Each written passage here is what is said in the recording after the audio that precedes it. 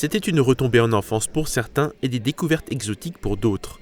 La salle socioculturelle de Olvin s'est transformée en sanctuaire de la culture geek et du rétro gaming le temps d'un week-end.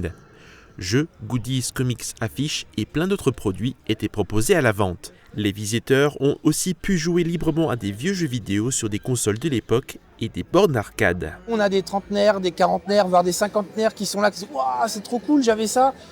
Ça me rappelle des souvenirs. Et surtout, quand ils viennent avec leurs enfants, c'est « Regarde bien, je te montre avec quoi jouer quand j'avais ton âge. » Donc il y a vraiment cet échange-là en fait, qui est vraiment génial.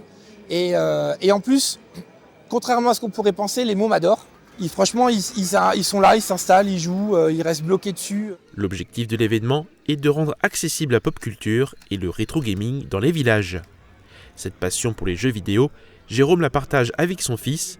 Ensemble, ils sont venus profiter de l'événement. Jérôme est un adepte des conventions et il a retrouvé la nostalgie de l'époque. J'y explique un petit peu l'évolution qu'il y a eu de l'époque jusqu'à aujourd'hui et lui faire un petit peu...